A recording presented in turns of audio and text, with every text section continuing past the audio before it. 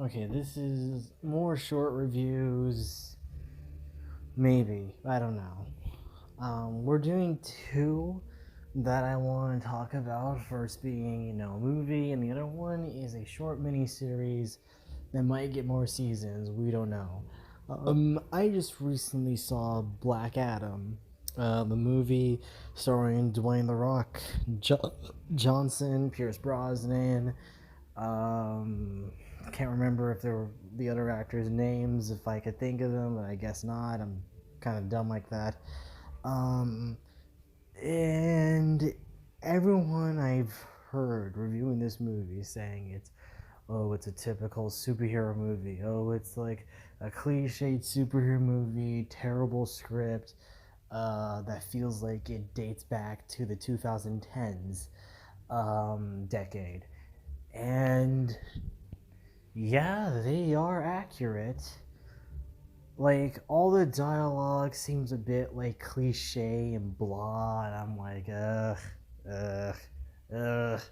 Because everything that they say, it just feels like it's a superhero movie that was made in the 2010s decade, and that's necessarily not a bad thing. Because if I had to compare this with Thor Love and Thunder, I say this movie does better with picking its moments. Like, when it does need comedy, it picks the right moments to do comedy. Is it funny? Not really. It's dated as all hell in a lot of comic book action blockbuster movies, but they do know when to pick the right moments, unlike Marvel has been doing recently terribly with their movies with comedy. Like with Thor Love and Thunder, I thought the comedy in that movie was atrocious and annoying, and I hated it. And I really got annoyed by it real quick because they did not choose their moments well in that film. Where things need to be serious, they ended up replacing with comedy, which I kind of really hated in that movie. No, not kinda. I really abhorred it so much. Black Adam doesn't do a bad job with it because, again, this movie does better with its comedy, but is it funny? No. But it picks its moments right.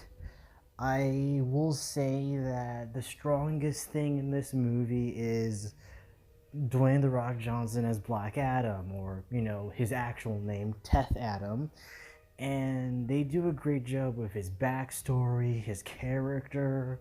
I wasn't expecting it to do like a twist, which is stupid because the trailers for this movie already fucking spoiled that twist, and that movie was trying to pull off like, oh, you didn't see that coming kind of moments, but we did because the fucking trailers told us already about, like, everyone's saying like, you're the champion, there's a statue of you, and it's not the statue of him, it's his son. So we already knew that because the trailers gave it away already. And I think it still did a good job with developing the character of Black Adam. And unlike other movies about a villain, I say they do a good job making him a villain first, in a way, to show that he's not a hero. Like, you see him murdering people left and right, killing them constantly, and in seeing them like burned into flames or electricity and nothing left but a skeleton, or see people get ripped apart, I was like, that's pretty cool. I didn't hate that. I think the movie did great with developing his character, and you see his pain, you see his suffering, you see that he is only fighting and attacking out of hatred, and you see that.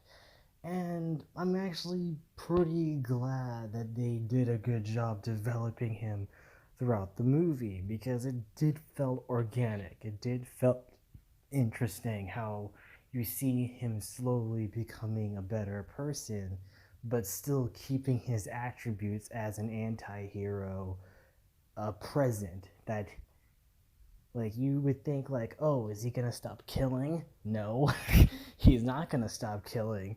And his views and points are actually kind of valid, honestly, when the Justice Society come in and they're like saying like we're trying to bring them the justice. Like, yeah, and we're gonna let them, let their reign of terror keep going just because we kept them alive. I feel like that was a jab at Batman in a way when when he said that, like, why keep them alive? Um, Give them their retribution right now. Like, let the gods decide for them. Like, I thought that was a cool line, where it's like we need to let them decide their fate. Let the gods decide their fate. I'm like, oh, okay. That was actually pretty cool. I think that was the strongest parts of the movie. The strongest parts of the movie is The Rock as Black Adam. I think he did a perfect job. I think the writing was great with the character and how they developed him well. I say the weakest points in the movie is the comedy. Like, as I said, I know what I said, that the comedy was timed fine. I think the timing of the comedy was fine, but it was dated and it didn't feel eh, that great. The other weak parts of it is the whole screenplay as a whole. The dialogue is a bit very dated, kind of like a dated comic book movie that you would see in the 2010s. Like, it's always that same cliche dialogue, like um like you hear in always in every movie, like I want him alive, or like, or what, or like all those cliche lines that you hear, like I can sense him because I see him because he was the only one that could cause that destruction or whatever, or like other cliche dialogue that you would see. And I was like, this dialogue is cliche. I can't remember much of it. That shows how forgettable it kind of is, actually. But like, its dialogue is really cliche, really dated, that it kind of hurts hearing it. But it's not that bad where you start groaning. It's not like heavily cliche where you feel like the movie is really dated. I say the special effects, like the visual effects, I'm not the biggest fan of them. I don't think they're that great. I don't think they're good. They're not bad. I mean, I say far better than what the hell Marvel's doing recently. But I say this movie is okay, but sometimes you can see the special effects kind of choppy, kind of like, and I think what affects that for me, the visual effects for not being that great, is the slow motion. Like, I feel like the director just watched 300 for the first time, and he thought 300 was like the greatest comic book movie ever. And he's like, I want to do what 300 did. And the slow motion just gets tiresome, like, real quick. Like, the moment it hits in the beginning of the movie, I'm like, oh god, we're really doing this?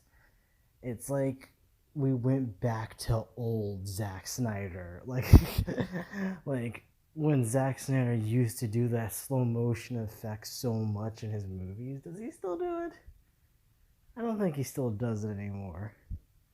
No, I don't think he does anymore. He did an Army of the Dead. No, he didn't. He did a different kind of angle.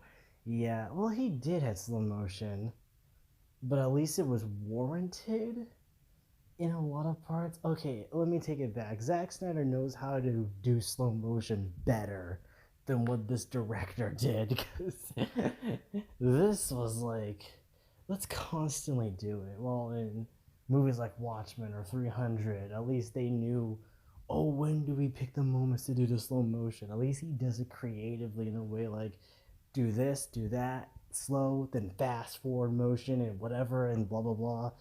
Because at least Zack Snyder, he does have a stylistic edge to it that does it better. this director was like, I saw 300 once, so that means I know how to do this. So yeah, the Justice Society are weak, in my opinion. We don't know much about them. I mean, I know Hawkman, I know Doctor Fate, I know Atom Smasher because the Justice League cartoon and the comics, but like, and the Injustice video games. Well, that's Adam. I don't know if that's Ryan Choi Adam, but like, which is weird. I don't know if we're gonna continue the Zack Snyder canon, or we're gonna continue doing the stupid Joss Whedon canon. And please God, James Gunn, make sure the Snyder cut is the canon version. Please. I would be so upset if it isn't. Um, but like Doctor Fate, Pierce Brosnan does a great job. I'm not saying the actors did a bad job. I think they did great. But if they were given their own movie beforehand, or at least a movie about the Justice Society, like all the characters, like the origin of how he became Doctor Fate, or how he became Hawkman, blah blah blah, and all the other actors who came before them and everything.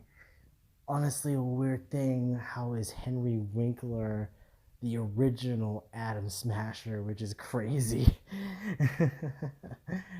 But it was like when I saw these characters, I didn't know much about them, and I could have honestly see a separate movie about this Justice Society. If we got to see Doctor Fate in something different or something other than that, and then it would be good. But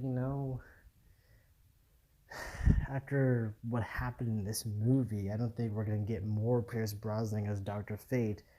Hopefully, a TV series about him, or at least something to expand the lore of what happened before Black Adam to make things better. I mean, hopefully, but like, I'm not holding my breath on that since it's got a 40% rating in Rotten Tomatoes, but who knows?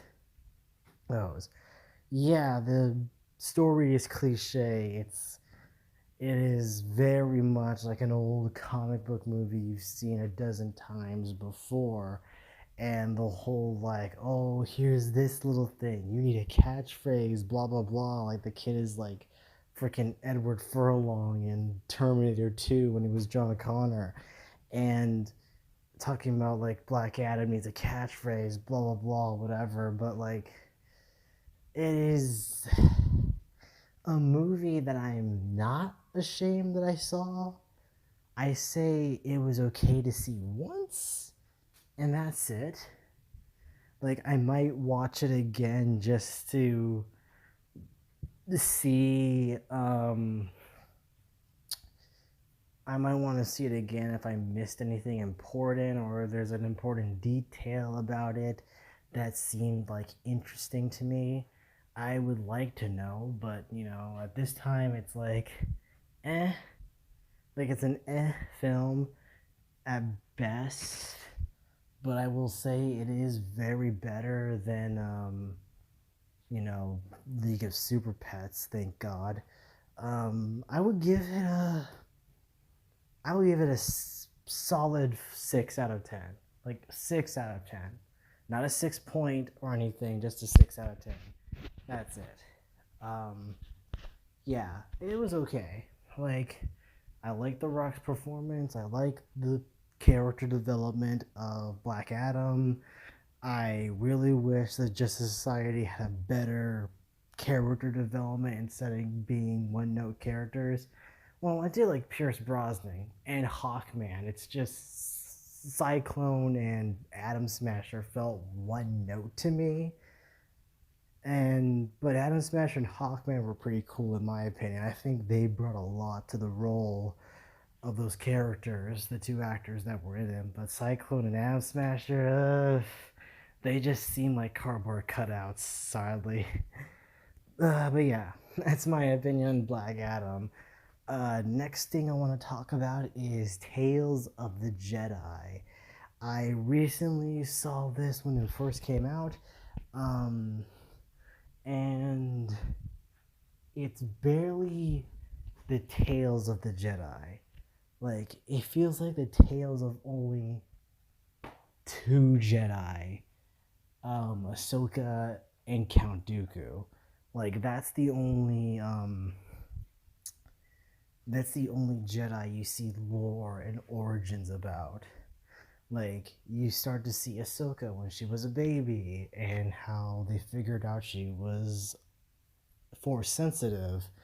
You see Dooku in his younger years when he was a Jedi and when he used to be the master of Qui-Gon Jinn, and you see Qui-Gon Jinn as a Padawan, and then you see Dooku mourning and feeling sad and depressed when he hears about Qui-Gon's untimely death.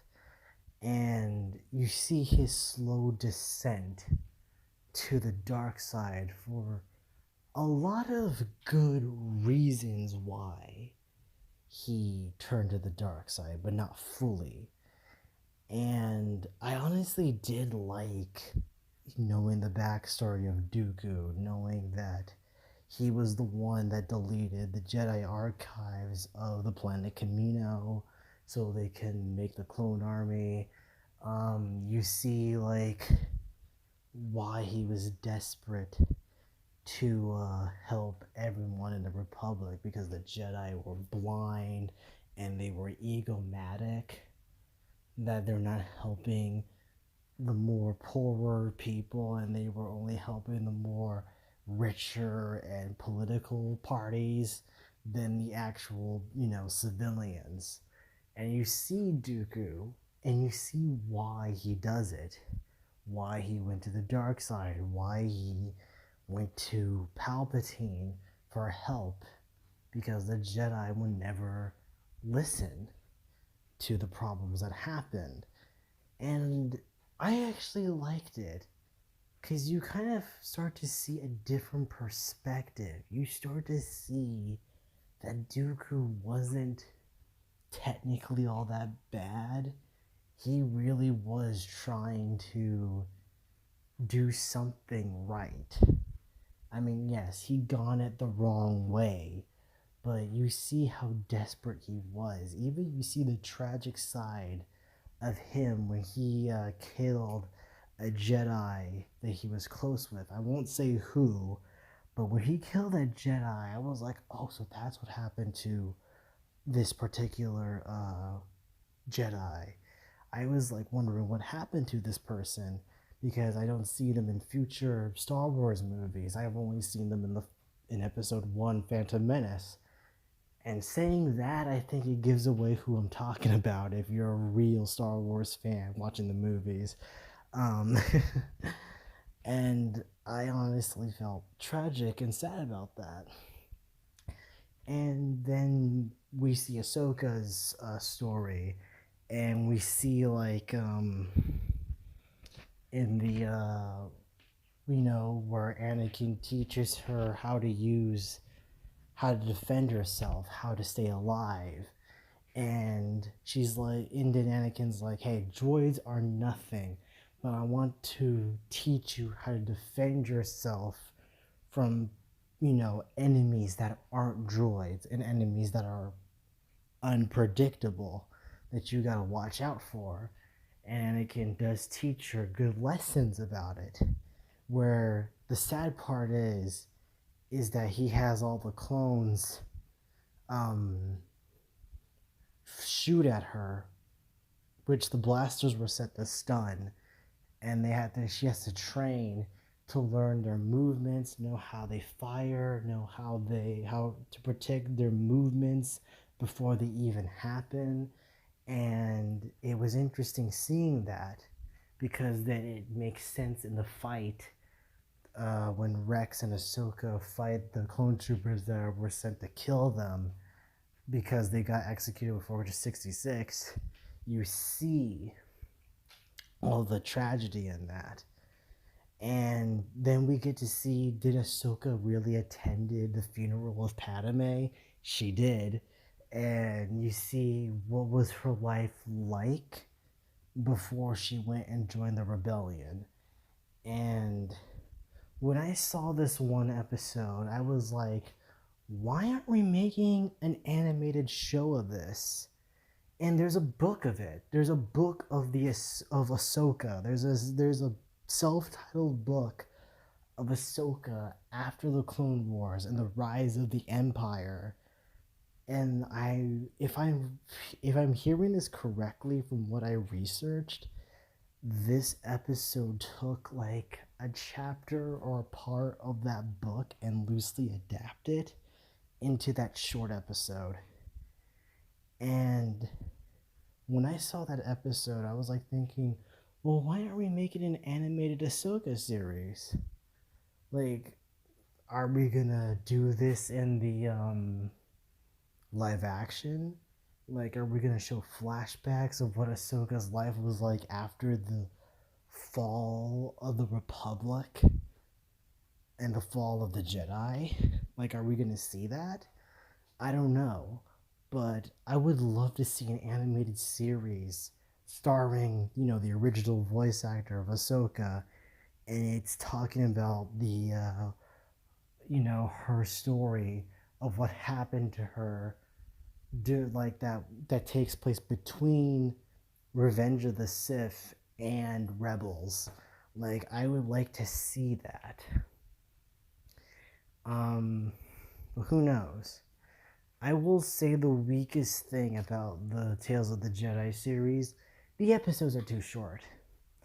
I say the episodes are too short. I say like they really needed to make these episodes longer, and they should have focused on other Jedi more than just two. And that's my biggest fault with the show. I don't think they did a great job with making it just about two. It's like saying this is a Tales of the Jedi, but it's more of Tales of Dooku and Ahsoka. Like, that's it. It's too short, and it only focuses on two Jedi. And that's the weakest part of the show, and I wished it was more than that. So hopefully, if this show does good, then we might get a second season, hopefully, and maybe longer episodes. So I give that one honestly, not kidding, a 9 out of 10. Could have been longer, could have been better, but the stories they told about these characters were actually pretty good. I would say Ahsoka could have had more, but whatever. It's c'est la vie. But yeah, that is my reviews. I'll see you guys in the next one. Ciao, darlings. Remember, you are loved.